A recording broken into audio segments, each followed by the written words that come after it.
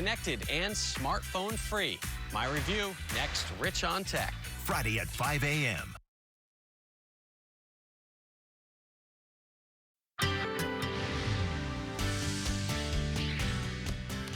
I agree, Megan. The Lakers picking of Connect was a really solid pick. Okay. I thought that was a strong move. Don't bring me into just before we went on air, she's like, I like what the Lakers did there. Could have been a top 10 pick. They got him at 17. I would have been a contender.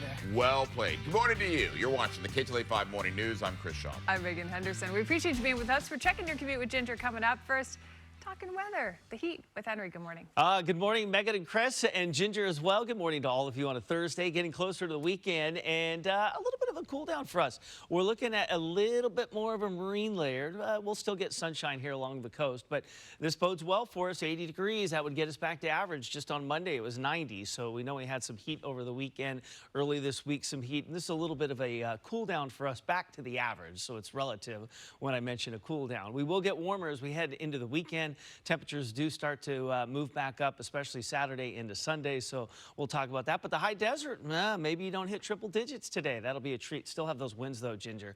40-mile-per-hour wind gusts, so that's not a good thing. We'll talk more about today and the rest of the week. We'll do it in a few minutes. Over to you for now. It did feel a little bit windy yesterday. Yeah, I mean, maybe not at 40 miles per hour, but still a little windy. You know, we're going to track Orange County in just a second. We told you that good news last time around. But first, let's take you to our real-time traffic map. If your plans take you onto the 14, okay? So the 14 freeway heading south is the crowded spot before you hit the 5. Look at that. You're really down for the count because of the crash that's in lanes. And even the 5 freeway starting to load up just a little bit heading north of all spots. Let's move you into Orange County. So we know the signal alert cleared for our friends in areas of Santa Ana. We saw a great shot of HB. And let me tell you, it looked like a lot of surfers already hitting the water. I feel like it's a respite, you know, these next couple of days. And then it will really be on as a lot of people flock to HB. They always do so many fun things in Huntington Beach for the 4th of July. And so that will be busy. Until then, I think things are still kind of on the decent and quiet, tepid maybe is a better word for it, side this morning. We'll keep our eyes on all the things popping up. Heading to John Wayne Airport looks nice as well. All right, guys, back to you. Thank you, Ginger. It's debate day in America. Tonight, millions of Americans will watch the historic face-off between President Joe Biden and former President Donald Trump. Both men will try to reach out to undecided voters. KTLA 5's Eric Spillman live in our newsroom with a preview. Eric, good morning.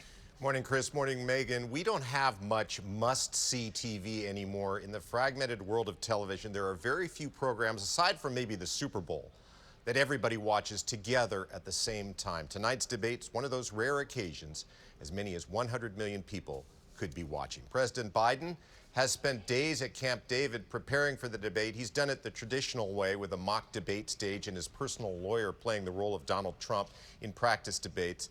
Biden needs to prove that at the age of 81, he is capable of serving another 4 years. Expect him to hammer Trump over abortion and the way that he admires foreign dictators. Biden will likely try to portray himself as the protector of democracy. Donald Trump, for his part, says he has not done formal debate preparation. He says he's focused on campaigning and has had policy discussions with allies. You can bet that during the debate, he will blast Biden on immigration, inflation, and crime. Now, the last time either of these two men were on a debate stage was 4 years ago. It's worth looking at a clip from their debate in 2020 when they both talked over each other, interrupted each other frequently. Much of that discussion 4 years ago was about COVID. He knew it was a deadly disease. What did he do? He's on tape as acknowledging he knew it. He said he didn't tell us or give people a warning of it because he didn't want to panic the American people. You don't panic. He panicked. And even the people who testified under oath. So let me ask you this. No, go ahead, mister. I'm listening to you. Wait a minute. You get the final word. Okay, so that kind of discussion where they actually interrupt each other is not going to happen in tonight's debate. Microphones will be muted during the times when it's not a candidate's turn to speak. Let's go over the rules for tonight's debate. There will be no studio audience, no props or pre-written notes. The candidates will be allowed a notepad, a pen, and a bottle of water on their podiums.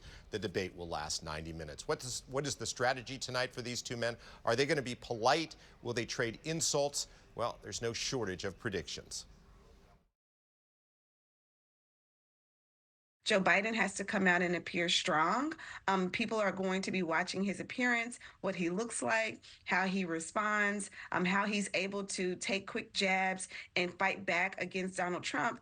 But also people will be watching to see if Donald Trump shows up as an adult or as a child. I don't know if he can avoid taking the bait if Biden lays a trap for him that's some kind of personal insult or referring to his conspiracy theories or something, which Biden maybe should do that. Maybe Biden should be that aggressive. But yes, the nice, calm presidential route is absolutely what President Trump should do.